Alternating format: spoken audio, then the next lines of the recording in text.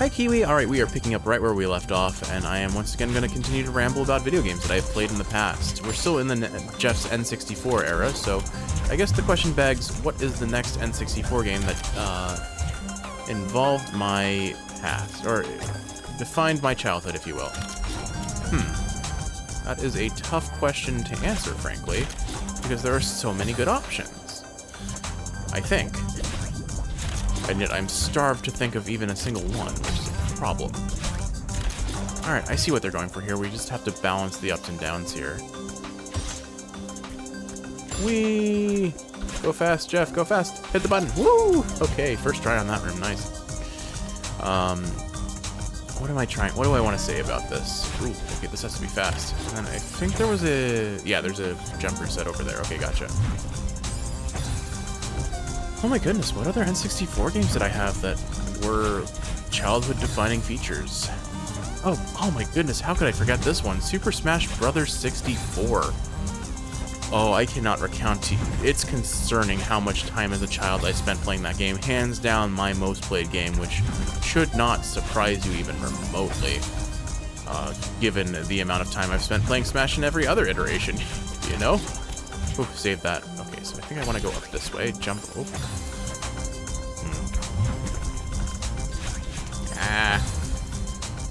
Is hard, Kiwi. Is hard.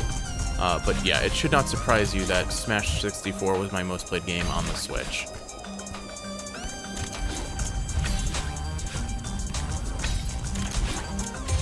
Can I do this? Aha! Okay. I like... Ooh, we're doing feather mechanics now. Oh, well, sure are doing feather mechanics. But my main in Smash 64 was Kirby. I never got good at Pikachu, never really wanted to learn how to play Pikachu. But I very much am aware of the legend that is Isaiah, who you likely are not familiar with that name, but he was kind of the N64 master. Kind of, as far as I'm aware, he won pretty much all of the major tournaments, so he got a name for himself as being the master of Smash 64 for a very long time. I don't really follow the tournament scene for Smash 64, I never really did. He's just a name that he was a household name for anyone who had an eye on competitive Smash. But my favorite thing in Smash 64, and this just goes to show you how much free time I had as a kid, was to... Oops. Well, that might be a problem. Let's see. Wait. Got it. Wait, who saved it? Oh. I guess this is where the cassette is. Interesting. Couldn't save it. So, interesting that the cassette... I think I've just been following a linear path, so I guess the cassettes just show up, wherever...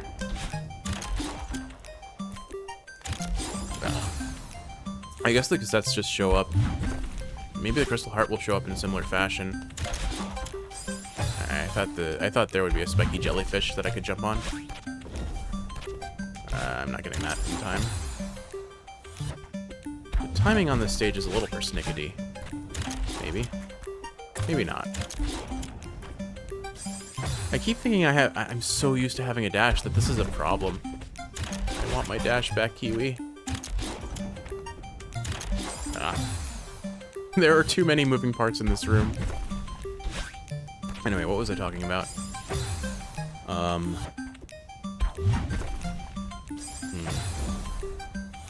Right, Smash 64. So one of my favorite things to do on Smash 64 was... Maybe I just need to borrow my brain for this section, but I'll try and keep talking at least a little bit. What I would do is put the game up to 99 stock, no items. I was ready for competitive at the very early stages of my Smash experience, because I rarely played with items on, except for Pokeballs. I would love having Pokemon battles with my friends. But otherwise, what we most commonly did with Smash 64 was we would put 99 stock on, make sure that all slots were filled regardless of the number of players. So if we needed a CPU, we'd toss in a CPU, and then just let her rip and see who comes out on top. We also very much enjoyed as kids placing bets on which CPU we thought we would win if we put them all in a free-for-all 4 CPUs with 99 stocks. And it was interesting. You could very quickly see which CPU was going to win early on, because they would just get a monumental stock lead so early on into the game.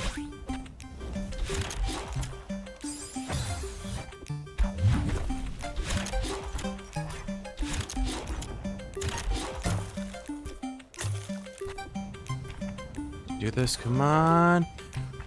Woo, I did it. All right, I got the cassette. All right, so we unlocked the B-side, but what does that actually mean for the core? Is it just another level up? Okay, so there's more. Oh, I move slow now. What happens here? Okay. Platforms. This is it. Okay, good. My jump juice regenerates. This is what's at the center of all of this. Oh, it's so empty and vast. Oh, we're continuously traveling. Okay, yet it feels nostalgic somehow. And peaceful. Oh no, it's the Crystal Heart. We just get the Crystal Heart for beating the level. Okay then. Heart of the Mountain. Collect the Crystal Heart of Chapter 8. So is that it? Alright, I didn't expect this chapter to be over so soon after I ended the episode. That's a cute image, though. Alright, how many deaths? Let's find out. 1 out of 5 strawberries and 394 deaths. Honestly, not terrible for how this usually goes. Especially for the 8th chapter, that's less than most of the other chapters. Oh, what?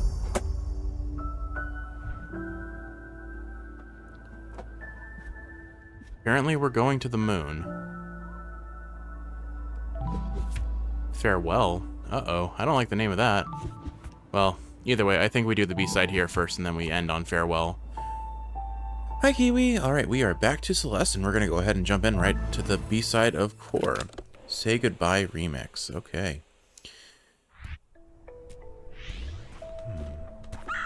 Hello, Bird. Do you have something to say? No? Okay.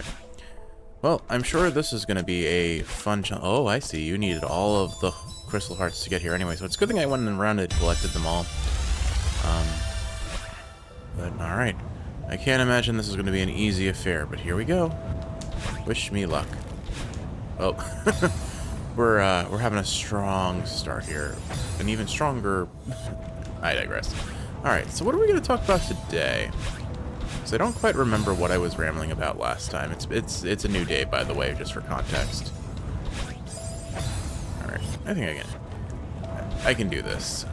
Oh, right, I was talking about my video gaming history, and I think I was briefly rambling on Yoshi's story, so I'll talk about that a little bit more.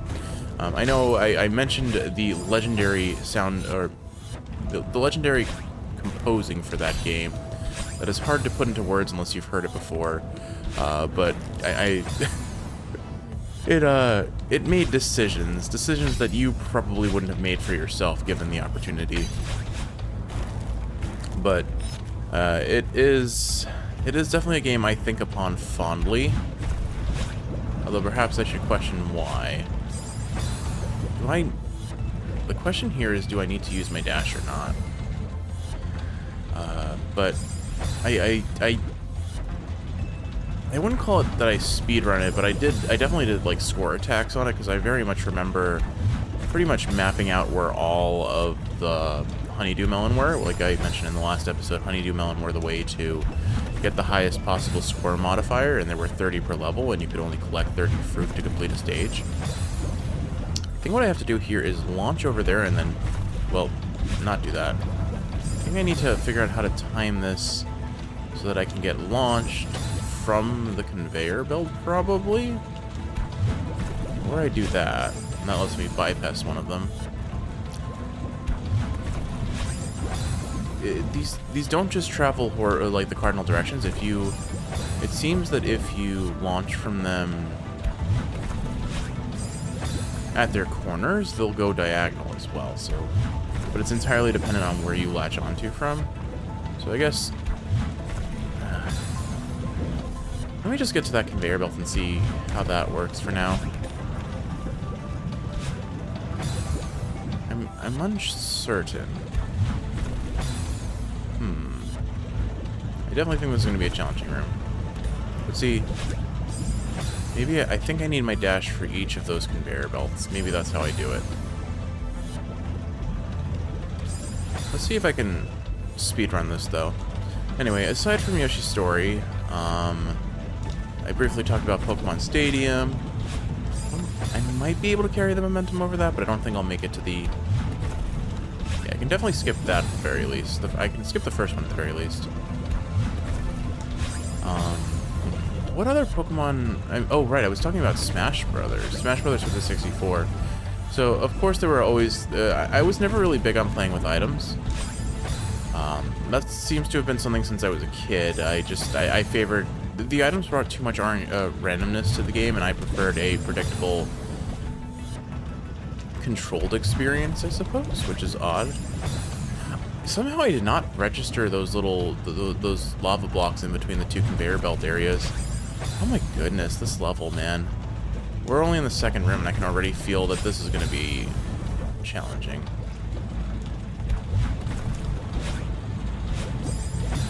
Have to use the conveyor belt there. Okay, I think I've got the sauce recipe, if you will. I just have to produce the sauce, which is easier said than done.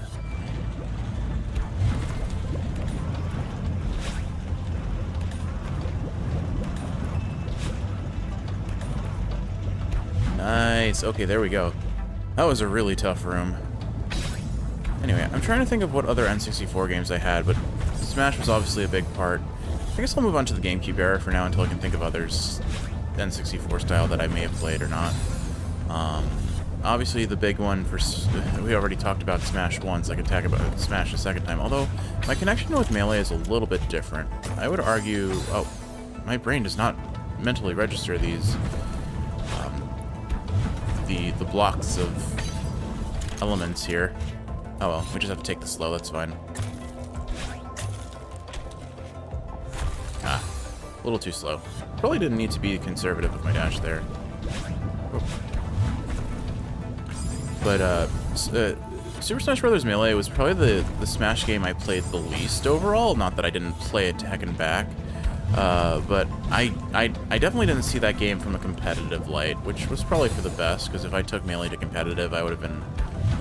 I think I would have been a different person than I am today, frankly. I'm kind of glad I didn't get into Melee competitive, because Melee competitive is amazing to watch, but I don't think I have the fortitude, let's say, to get to the point of being able to wave dash and things of that nature. But I love watching competitive Melee tournaments. They're insanely fun to watch. But for me, my existence in competitive Smash started in Brawl and ended with Ultimate. And I mean, I say started and ended very loosely. It's not like I really ever went to tournaments for Smash. I had, for Smash 4 in particular, I mained Sonic online, and I had like an 80% win rate with Sonic, which I feel that is fairly substantial, you know? Winning 80% of your matches. And I had about 2,000 matches played altogether, I think, so that's like 1,600 win. I think I had, well, okay, 80% win rate was my overall win rate. Sonic, I think if I look at my DS in my recent match history, I have like a 90% win rate in my last 100 matches. Sonic just meshes well with me because, I mean, he actually plays similar. There are some mechanics here that are very similar to how Celeste plays, almost. Namely, the way you can jump out of a spin dash to go fast and combo out of it. But I want to be very clear, I have no respect for Sonic mains who just camp out enemies and wait for the timer to run out. I will never play that way unless someone starts it first, in which case I give them a dose of their own medicine. And I've only had to do that, I think, twice in all of my online play. One was against another Sonic, of course, and the other was a Zero Suit Samus. But I don't find that way of playing fun, and I don't find that way of playing sportsman-like. I don't know how to explain it, but I will never intentionally time someone out I like to play rushdown characters in fighting games, and that's how I play Sonic. I rush at the opponent. I don't tap them or get 1 kill ahead and then run away from them for the rest of the match. Alright, I've done the same thing 3 times over. How am I supposed to do this room? Do I jump like this? I must be missing something.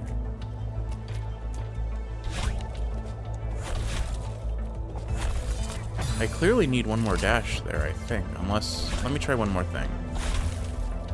Aha! Okay, I got the sauce they want me to sell. I don't know why I'm using that analogy today, but I sure am. Anyway, what else can I say about Smash Melee? I mean, when I was a kid, I was in the hospital for some gastrointestinal related issues, and I remember making friends in the hospital. We all played Melee together. Unfortunately, I think part of the reason why I never got into competitive or really pursued Melee out of all the Smash games was because at that time my copy of Melee was swapped with one of my friends, and his copy was broken. So you could get the game to work, but it had a very clear crack down the disc, and it led the game to just give you the error message while playing every now and again, or pretty consistently. It was a guarantee after a bit of time. So I never really, once we swapped discs, I didn't really have much of a way of playing Melee reliably anymore, and that's why I fell off the game. When Brawl came out, though, I played so much of that game. But, well, I guess I can just talk about my history with Smash, and then I'll switch back into, like, N64 era and GameCube era type games. Oh, I need another dash. Okay. Wow, this room is very tight on timing.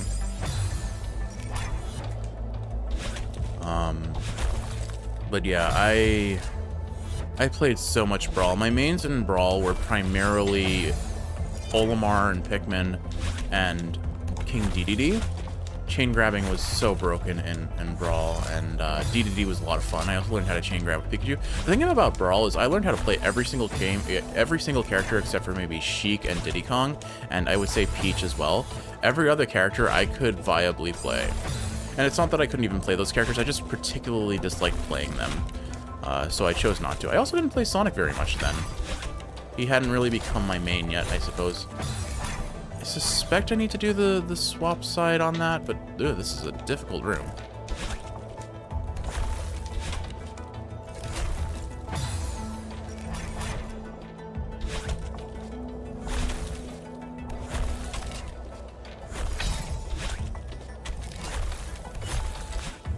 Oh my goodness, that room was difficult. Oh my goodness, that room was difficult. Anyway, I digress. It doesn't look like I regenerate my dash if I hit these. Good to know. Okay. Alright, I see what they're after. I wonder if I have to use the momentum dash here. I'll probably end up trying for it. Look at that. Applying mechanics that we learned in the previous challenges. Anyway, so yeah, I main DDD and Olimar in Brawl. I think I was probably a better Olimar than DDD, but I was pretty strong at both of them. And of course, I learned how to play Meta Knight. And when you learn Meta Knight, you have the strongest character in all of Smash history, except for maybe Smash 4 Bayonetta. Which is kind of her own monster after all. And they're different games, so I guess you can't really align them. They really gutted Meta Knight, but he needed to be. He was so strong. He had... most of his moves would combo into each other. They had huge base damage. And he had so many zero-to-death combos that he could just pull off if he wanted to. He had probably the best recovery of any character in all of Smash, because he had, I think, 6 or 5 jumps, plus an up B that gave him, if not invulnerability, a huge kill move that was pretty safe to use if you could position correctly.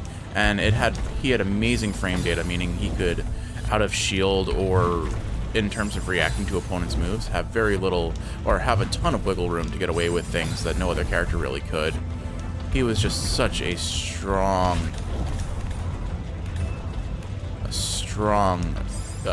character in that game.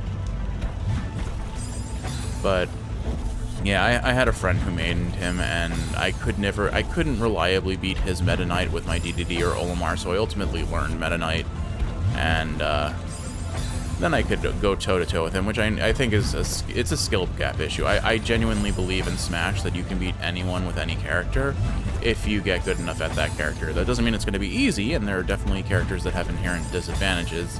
See Little Mac against the world, or with anyone with a grapple or projectile-based kit. But even then, I mean, Peanut, who is a Smash Ultimate Little Mac main, he does work with... He is so fun to watch because Little Mac fits the playstyle that I like. Little Mac is also a rushdown type character. He needs to be in your opponent's face at all times. What rushdown characters mean, by the way, Kiwi, they are characters that want to be in your face at all times. They're always going to be the one... They're most commonly going to be the ones approaching, and they are going to just keep the opponent constantly under pressure. And that's how I like to play Sonic. I like to keep I like people having to react to me rather than choosing to attack me on their terms. I really am just... I think I've died the same way several times now. There we go. That's the timing. I don't like this room, Kiwi. I don't like this room at all. I'm 20 minutes in, and I think this is the 4th room. I think that goes to show you how hard this room is, or how hard this challenge is already. But anyway, Little Mac fits my playstyle, but his recovery is so terrible. It's not fun to play him because anyone who knows how to play against Little Mac can handle him pretty well. Can I do this? Oh no, I'm out of jump juice. I'm dead. Okay. Alright, so I've got the gist of this. I wonder if maybe I just use my dash here. Well, not like that. I think I don't really have a use for my dash anywhere else, so maybe I'll do that. This just makes me a little bit more reliable. And the thing about this conveyor belt is I don't even have to jump to get to that height. So yeah, I'm gonna dash here. I know I can do this without my dash, but I can't do this. I may have actually had my dash in that last attempt where I almost finished. I wish I had realized that. I don't know why I'm treating this room without a dash.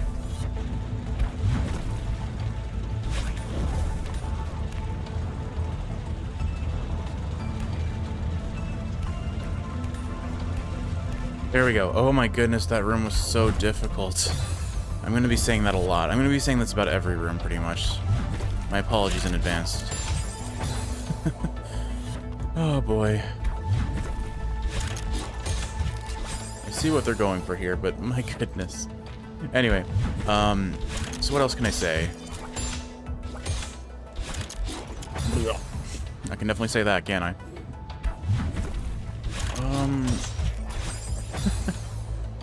Sorry, the commentary is clearly lacking. I am better rested, but my brain is just non-functional, it seems. Or maybe I just... This is challenging, and I can't seem to comprehend that without egregious failure. Alright, well, at least I didn't die, I suppose. Anyway, what can I say about my history in Smash? So, I was talking about Meta Knight. The other thing about Meta Knight is, it wasn't just that he was, already with the 6 jumps and the amazing up B that's a kill move. Yeah, he's really good, but he had all of his B moves were some form of recovery. He had a tornado that pretty much, I believe, blocked all projectiles pretty much because of how its hitbox worked and its collision worked. I found that the least reliable of his recovery tools, honestly, but then he had the drill move, which gave him so much mobility on top of everything else that... Okay, I was right about that. Oh, can I get it? Oh, I don't have a dash. No. Oh, I was close. Okay, I need to get on top of that platform to make it. And then, worst of all, was his down B move, which puts him in a cloak and makes him untargetable for a moment. The thing about that move was that it was bugged in Brawl, and you could basically stay in the cloak infinitely if you mashed the buttons correctly, meaning that he didn't just have the best recovery in the game, he didn't just have some of the best combo potential and kill combos in the game, he had a chain grab. He also had an ability to just make himself entirely... Oh, I see, that's frozen over, so I can't latch onto it. he had the ability to make himself entirely invulnerable to damage for as long as he wanted if the player was skilled enough. And you could move well in that cloak. So you could just reposition wherever, and if you landed the attack from the cloak, it was a potential kill move, but on top of that, even if you didn't, and you just came out of the cloak neutrally, it still would protect the cooldown or the refresh frames, like the time you're vulnerable after using the move wasn't terribly long, so there was very little punishment to using it as well, which is just... Meta Knight was so unbelievably broken in Brawl, and he was so fun to play, but I'm definitely glad they nerfed him. He doesn't feel nearly as fun to play anymore, and that's not even me looking at him as a nerfed character. That's me just saying I've played him in Smash 4 and Ultimate, and he just doesn't fit my playstyle anymore. Come on, okay, and jump. Woo! Okay, that room wasn't as bad as some of the other ones. Now for this one. All right, I see what I see. I have to get like a super jump. I guess maybe I see. I have to get this fancy. I definitely wasted my dash there. I think I'll probably need both of them there. But I know that at the very least, I know I can get away with 2 dashes here to get over here. These look like jellyfish to me. They probably aren't, but whoops. But that's enough about Meta Knight. As you're very well aware, Kiwi, Bayonetta's playstyle has never meshed with me, so unlike Meta Knight, who just was very easy to intuit, I guess because I already played Marth a bit. Marth was my main in Melee, for example. I guess I'm used to sword fighting characters in Smash because they seem to be fairly commonplace nowadays, don't they? That's not controversial at all. Oh, right. Okay, so I forgot I can hop through the spikes because they're not facing the direction I'm coming from. So maybe that's the trick here. I'll have to try it out. Anyway, my Smash 4 main, as I meant, or the other thing about Brawl, like I was saying, is that I knew how to play pretty much every character, and Brawl had some really funny glitches. There was a glitch with Sheik, where she could, her side B back then was a chain, I believe, and I might be like fusing my memories of Melee with this, but I'm pretty sure this was a Brawl glitch. But in Brawl and Melee, Sheik's side B was not the move that it currently is, where she like throws a bomb that explodes after a period of time. They changed that in Smash 4, I believe, but in Brawl, Sheik, if you used her side B, after using a move, if you did it right, you could do damage storage of some nature, meaning you could make the hitbox and the damage of her side B the same as the move she used previously. Which means, I think you've experienced the home run bat, the item that's a one-hit kill. You could do that. It was hilarious, it was broken, it was fun, and it wasn't terribly difficult to pull off, if I recall. So I remember just playing with friends, lucking into a home run bat. I think that was the strategy for Sheik doing the home run contest as well. If I had gotten that one, I definitely could have cleared that stage, or I could have at least gotten the button. Whether I get anywhere else is to be decided. At least I'm getting a bit more consistent about getting the jump juice back, and then making my way to the right. Basically, it's hard to see this, but if you don't press the jump button while landing on these guys, you do kind of a short hop. If you do press the jump button, you get more height. And so I'm balancing the short hops with the higher jumps here. Like, I'm trying to use the higher jumps to get back, but I'm using the short hops for everything else. I'm trying to think, what other fun Smash glitches were there? Oh, there was always probably one of my favorite glitches of all time was the Bridge of Elden Jigglypuff glitch.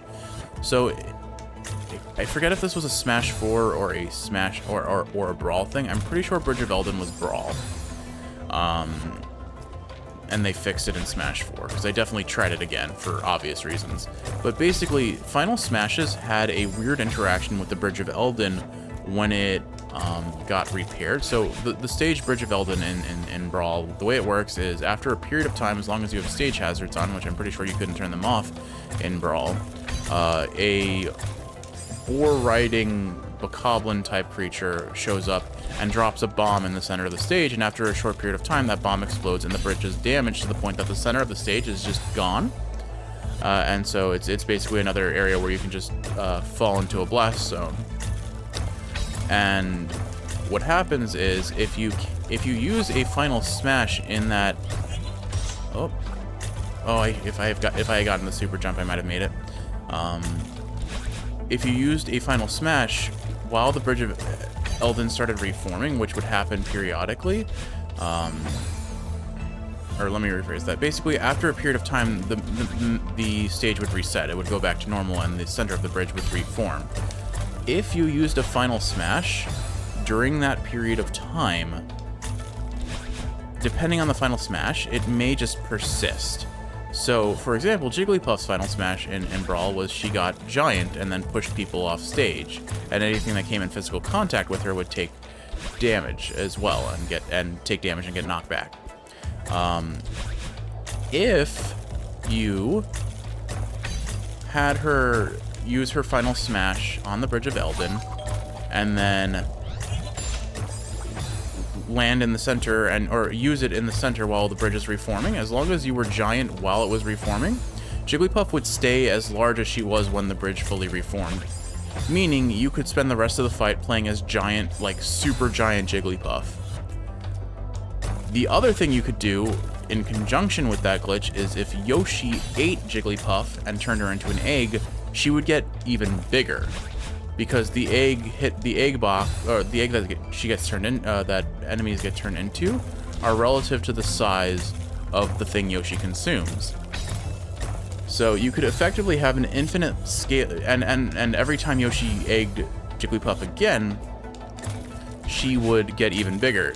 To the point where if you egged her a couple times in a row, she would die from being so large her body touches the blast zones from the ceiling of the stage, I believe, which was just amazing. But if you didn't do that, because of how her giant physics worked, the game didn't know what to do with her, basically.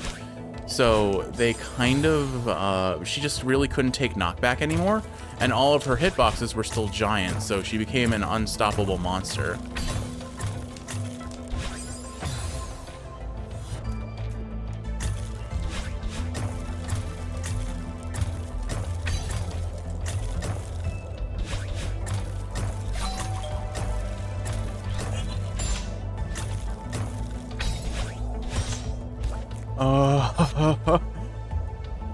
And once again, that room was so unreasonably difficult.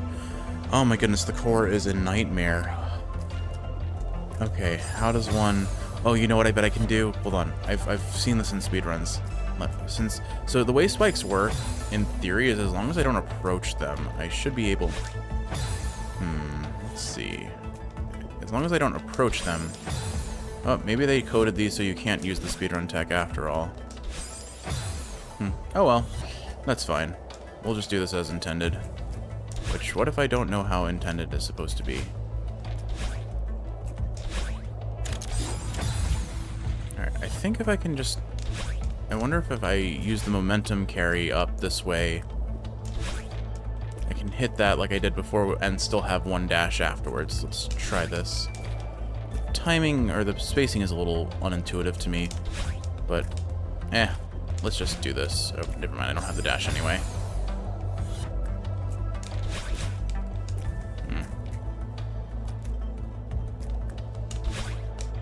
There we go.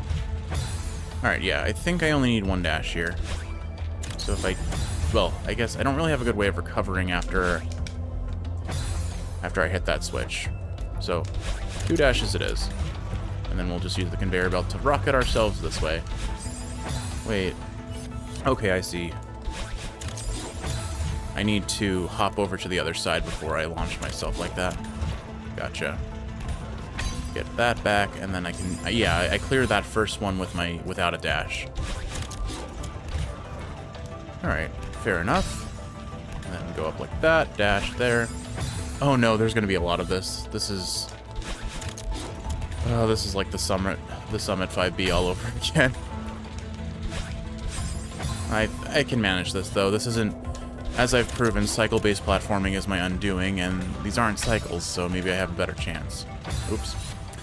Well, you know, in relative terms to what I am capable of. But I understand why I've seen the internet say the core's B-side is nightmarish. Oh my goodness, this room is very long. Alright, so the other character that I remember enjoying glitching out on Bridge of Eldin was Rob. So Rob's old Final Smash was I'd call it effectively a transformation-based Final Smash, where he starts shooting non-stop projectiles that were relatively close range, but it was kind of like a circular laser followed by a more pointed laser beam. But the circular lasers would do minor damage, but like hold people in front of him, and the laser beam itself would be his kill move effectively. So it just kind of comboed into itself, which makes sense. For a Final Smash, you want things to hit. You don't want it to be, oh, I hit him once and then they are able to escape it. Although there were many characters who suffered from Final Smashes of that nature, sadly. Lucario's was super easy to evade, for example. All you had to do was go to the extremes of the either extreme of the x-axis and then motion upwards on the y a little bit. For those who didn't have good jumps, it was harder to dodge, but anyone with a decent recovery could easily evade the full damage of Lucario's Final Smash back in the day. And probably still, honestly. I don't really play much with Final Smashes in Ultimate, but I'm pretty sure Lucario's Final Smash is comparable to what he used to have. But in the case of Rob, since this was effectively a transformation similar in the vein to Jigglypuff, you could stay permanently in that laser shooting form. Now, mind you, Rob is invulnerable while he's using his Final Smash, so aside from self-error, falling off a stage, or running off into the blast zone, you basically won the game once you did that, because there was no counterplay. How could you counter that? Your opponent was effectively invulnerable. Oh, ooh, we did it! Okay, that room wasn't so bad, but now we have cycle-based platforming, so I can only foresee this going terribly. Yeah, this is gonna take some brain. Oh well, we'll see what we can get away with. I think those were the main two that I really messed around with that way. I do remember one other fun glitch. I don't know what happened. I couldn't reliably trigger it, and it seemed to have to do with some sort of like internal lag within the console. So I don't think that this may not even be replicable to other people's consoles, or I don't know if anyone ever saw this glitch. But basically, with Pokemon Trainer, there was a way to keep all of the Pokemon in their Pokeballs pretty much infinitely, and I don't think it was a button mashing thing. I just held the down B button, so Pokemon Trainer, I think in Smash 4 they got rid of Pokemon Trainer and replaced him with just straight Charizard, because everyone loves Charizard, I guess. Ooh, I almost had that. And I digress. So in both Smash Ultimate and Brawl, you can switch what Pokemon Trainer is using between Squirtle, Ivysaur, and Charizard by pressing down B. But in Brawl, like I was saying, there was a glitch that let you stay in the Pokeball between transitions, and this could be hit or miss, because when you're in the Pokeball, you're a sitting duck. Your opponent knows exactly where you're going to be, and if it's not bugged, there's an exact timing for when you come out. So you can use it kind of like a dodge, if timed appropriately, but it's a double-edged sword in that regard, because if you use it inappropriately, your opponent can then take advantage of you being vulnerable. And effectively, this bug made it so you were just permanently in the Pokeball until when you chose, which means your opponent couldn't, in theory, outplay you unless they predicted when you chose to come out of the ball. There's still an animation that plays when you leave the ball, so of course you're still vulnerable, but you're vulnerable on your own terms, which is kind of funny. I remember having a recording of it, and I think something weird happened to that recording, actually. When I watched the replay, something happened that didn't happen in the actual game, which, I mean, Smash's recording system has always been a little bit strange, and the fact that when the game updates, it cannot show you the footage you record is kind of silly in my book.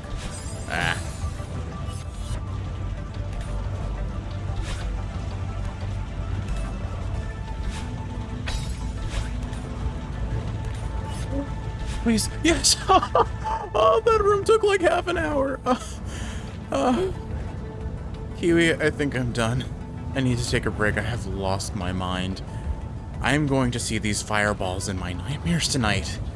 Oh, this is worse than Cloudborne. This is worse than the clouds. This is actually worse than the clouds. It's like all of the problems I had with Chapter 3 made manifest in a new place where I don't get my dash reset.